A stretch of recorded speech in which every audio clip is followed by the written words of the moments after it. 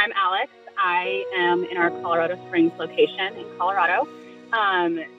Proud to live in a town with 5 military bases, including the Air Force Academy. So that's really wonderful. We have a very, very strong military presence here.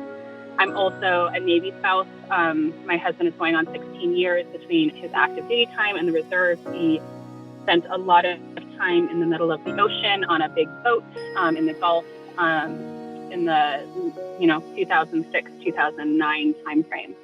I was a freshman in high school. I had just moved across the country with my family, so I didn't know anyone when 9/11 happened. And so I remember waking up in the morning. I was on the West Coast, and so it was all happening while I was showering and getting ready for school and listening to the radio and all of that, and got to school and around all these people I don't know. Everyone is crying. Everyone is upset. Some of my classmates who are 14, 15 years old were just confused and didn't know how to respond. But I very much remember that this was big. It was huge.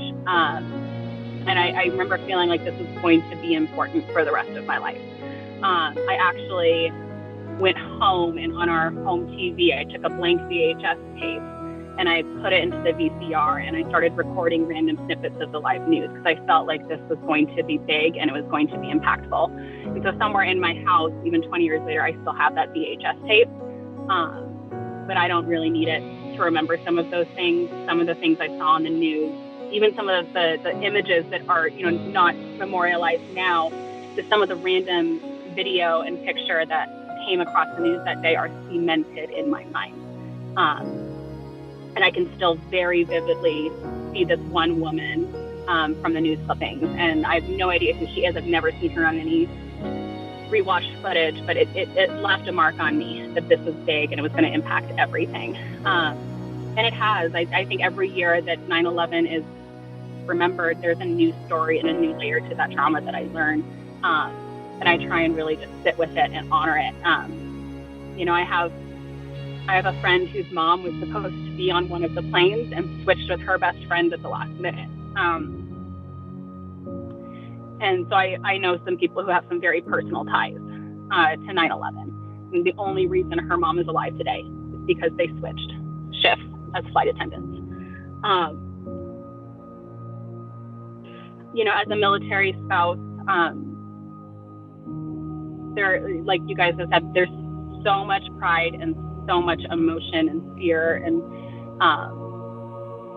tied up in that. My husband has a civilian job for the Air Force, and he's active in the reserves. So he's gone for about a third of the year, about 3 to 4 months every year between both jobs. And it's hard on my kids, it's hard on my daughters. I think that for me is the hardest part about being a military spouse, is actually being the military child's mother, and supporting them and loving on them. And when they get upset and they get angry or they get confused or they get frustrated or they ask us questions like, well, why can't dad come home for my birthday? It's those are heartbreaking questions to answer. And I also, on the flip side, get to see the pride they have in their dad, and how proud they are to say that they are a military kid.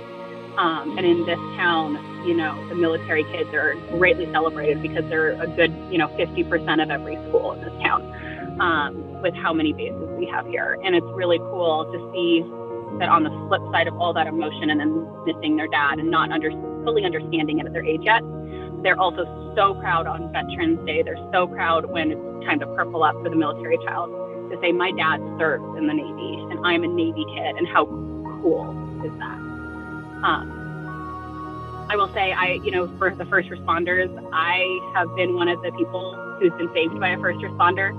I have life-threatening allergies, and I was in a tiny little town without a hospital, and I was ambulanced away very quickly and got amazing medical care. I was 15 years old on a trip without my parents, and it was just me and the guys in the ambulance, and they were wonderful. And, there's these, people who get called in at the very site of any emergency, big or small. They don't know what they're walking into. They don't know who they're going to go help. They don't know if the situation is dangerous for them or not. But they still show up, right?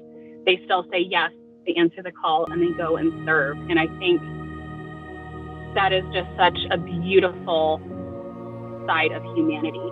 And we saw it in droves on 9/11 when it was very clear that this was bad and it was dangerous.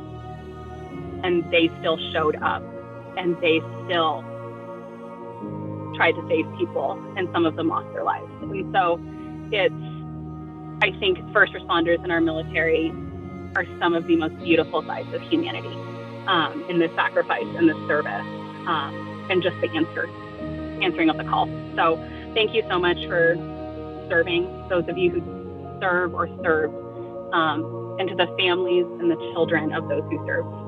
They wouldn't be able to do that without you. So your love for them and your support for them is what makes it so they can show up for others. So thank you.